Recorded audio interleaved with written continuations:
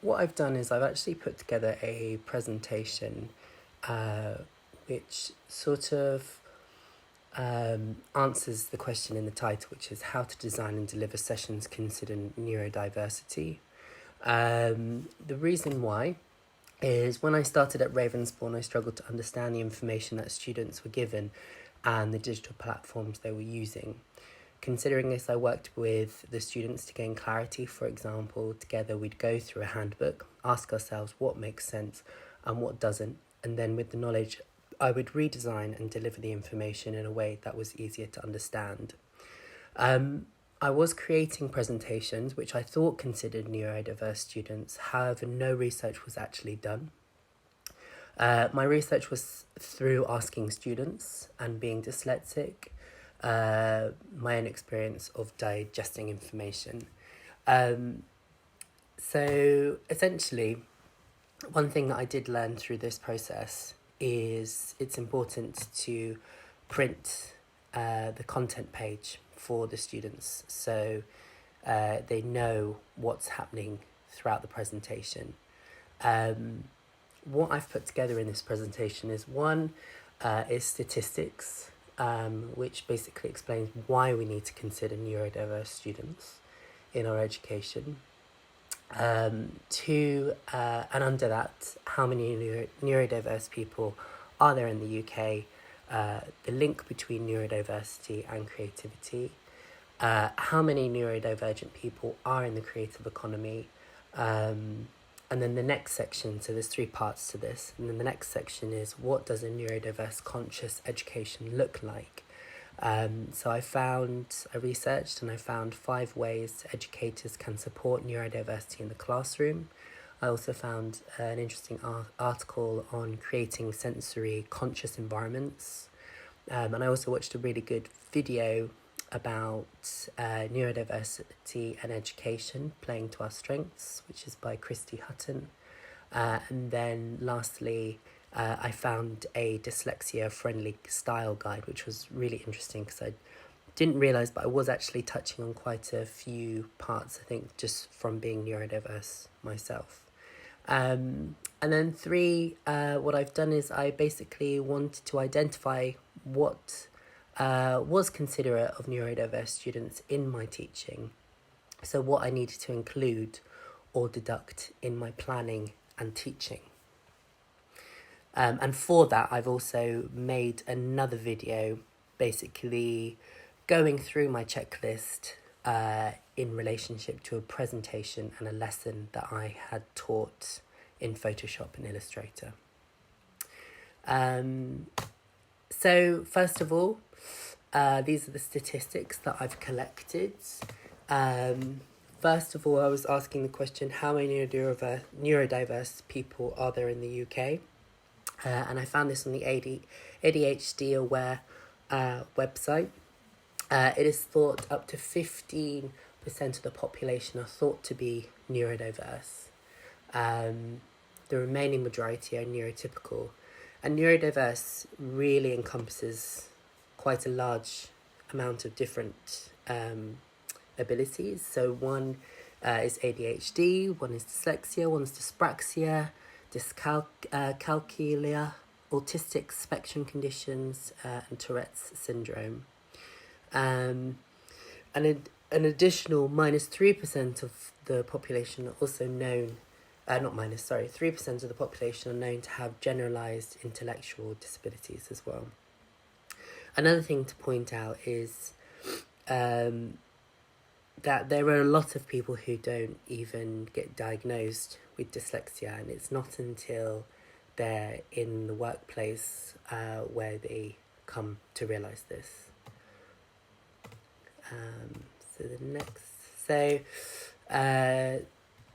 This diagram I always think is a great way of sort of quickly summing up and clearly summing up what it is that perhaps people who are neurodiverse struggle with.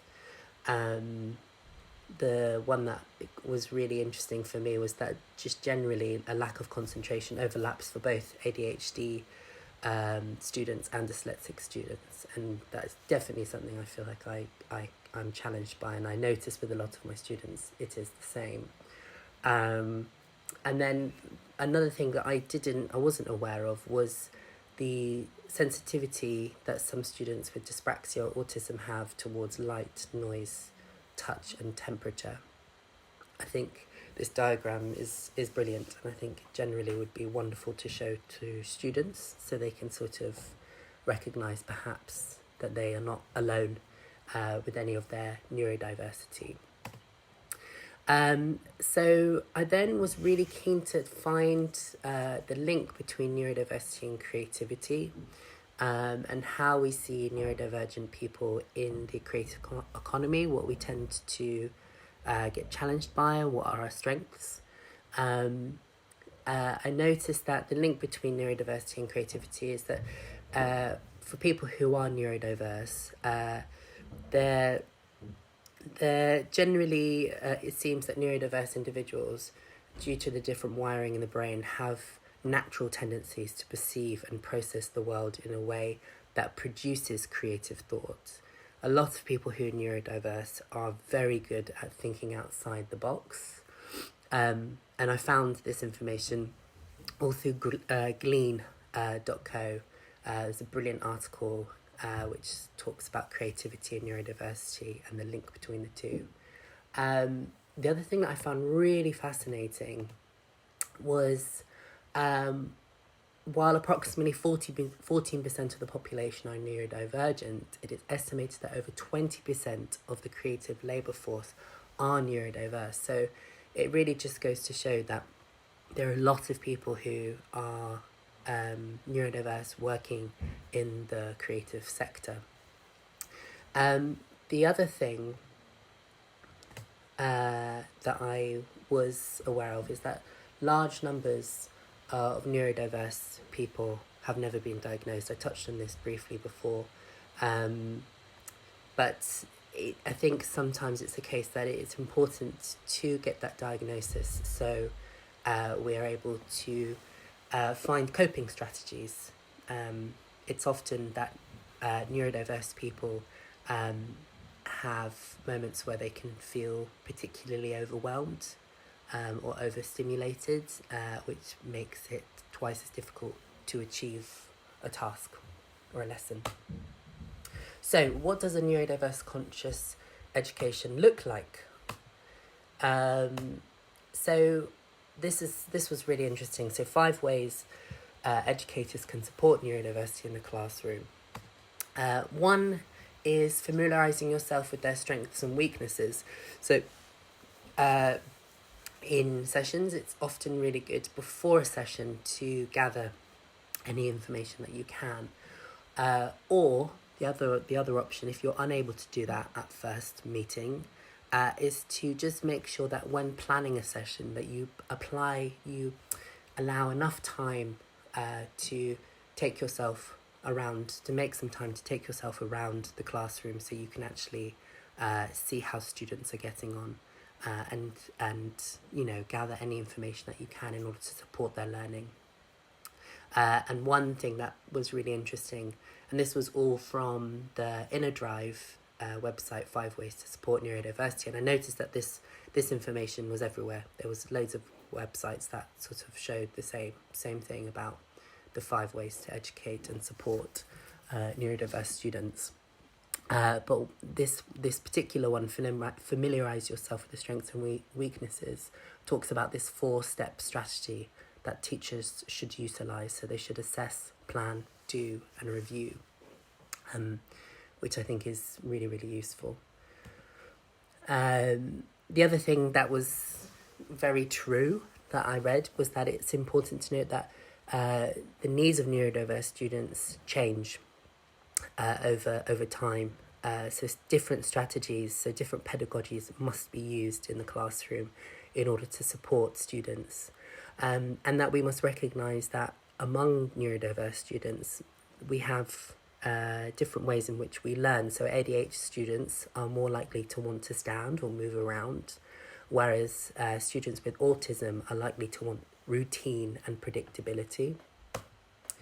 The second thing is diversifying teaching strategies. So I touched on that briefly just then.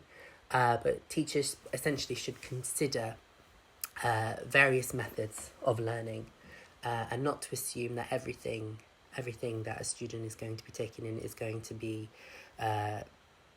just teacher presenting at the front and students just listening. That's not going to work. There needs to be a level of activity in there. There needs to be various pedagogies in play. So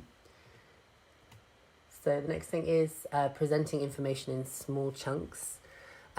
It's interesting because I have taught many lessons before, teaching other presentations that someone has given me, and I've struggled as someone with dyslexia to digest all the information. So often what I would do is I'll take that presentation and I'll redesign it so students are getting information in small chunks, and those small chunks of information are sort of broken up with various activities or questions for the students. The other thing is having high expectations, and this is something I didn't really take into account until I did this research, but it's true. Students who are neurodiverse often might not have the best vocabulary, they might not be so verbal, and often people would assume that this would mean that they're not as smart, and that's not the case. Often it's just that their abilities might lie somewhere else.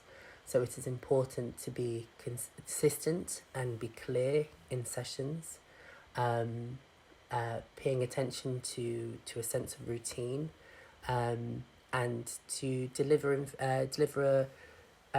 information that has not been dampened or reduced, the expectations reduced. So yeah.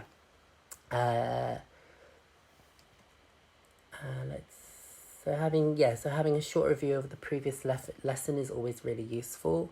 Breaking down assignments and regularly checking on students to see how they're doing. So making time in your plan to tend to the students is important, and providing students with tools like calendars or deadlines, folders and checklists. So what I would often do in a session is I would collectively with my students is we would make a calendar before we start setting on to any tasks. So we would, after we've sort of had a bit of a briefing, we'll go, how long do we think this is going to take us? Sometimes students might not know, and that's fine. But we'll sort of create a bit of a calendar, but it won't be too structured, essentially. And then the last thing is having a psychologically safe classroom. And it's interesting because I think being a student, I'm always conscious of this, but I did not necessarily make the connection with neurodiversity. One thing I often say to my students is that there is no stupid question at the beginning of a session, and that if a student needs to ask a question more than once, that is totally fine, because it's more important that the students understand the task than it is to necessarily achieve or finish the task. So making an environment in which students feel comfortable and feel like they have a positive relationship with the teacher, I think is important. To show active listening is a big part of promoting a psychologically safe classroom. So considering my body language is really important, and to demonstrate listening by summarizing up what the student might be saying to me, or the question they might be asking, and most importantly being patient, which I think any teacher will understand is probably one of the biggest things when it comes to teaching. And then I've put at the bottom here, what's important is communication doesn't have to be verbal. Neurodivergent students tend to be very sensitive to body language or facial expressions, so that's something to really take into account when considering the comfortability of the students in the classroom. Creating a sensory conscious environment. So I think this is always a bit of a challenge at Ravensbourne in particular, because sometimes you might be sharing a classroom with another teacher in another class, So in order to sort of create a sensory conscious environment can be quite difficult. But it's essentially important to consider things like adjusting lighting or adjusting sound, or creating a space at the back of the classroom where students can kind of take themselves away, to avoid any sort of extreme stress, irritability, or anxiety. And to take breaks also from the screen. So especially when teaching visual communication design, we're often stuck in front of a computer for long periods of time. So creating opportunities for students to put their screen down so they're not continuously overstimulated, and to allow plenty of time for a break if need be. And also allowing students to stand up is a big one. I think teachers can sometimes feel a bit overwhelmed when a student is standing up or moving around, but especially for students who have ADHD, it's really good to allow students to stand up, move around in order to think or just to digest the information or to ask questions. So this was a brilliant video, and I'm going to pause it for now, which was by Christy Hutton. And I'm not going to read this part at the bottom, but what I took away from this, so I created three points that I took away from this. And I think one of the biggest things which I thought came from this was praising students on simply working rather than getting to an outcome quickest. Often in education, we have a task set for the student or they have a deadline, and we're measuring the students on their speed rather than simply considering creative learning. And we need to, by changing the pace of the session and focusing on not the completion of the outcome, but the understanding of the subject or the understanding of the session is more important. And creating things like extension tasks are a useful way to reduce the pressure on neurodiverse students, because it considers the variation of pace in which the students are working. And again, touching on something that we spoke about before, is not lowering the bar of the content of the session, but understanding that students might take different journeys to an outcome at a different speed. And that empathy is a large part of teaching, and listening is a large part of teaching. And it's important when we're writing out our objective for the lesson that we are conscious of those neurodiverse students. So again, it should not be about completing the task, but instead understanding it. So it's interesting because when I first did my research on this was the thing that I was really most keen to find, and I managed to find this on BDA Dyslexia website, which is essentially a friendly style guide, which touches on 5 major points, which is readable fonts, layouts, headings, writing style, and colour. And as someone who teaches visual communication design, this is incredibly important to me for when I'm delivering a presentation or providing students with a handout, but for students to digest information. I think there are a few things here that I have naturally achieved in my sessions, and there are areas here that I did not even take into account as ways that might overstimulate a student or a student might find difficult to digest. So then what I've done is I've identified the areas in my teaching from all this research in which I think I've achieved and which I haven't achieved. So I've created a checklist, which I think is a great way to is a great way to sort of plan and deliver a session to use.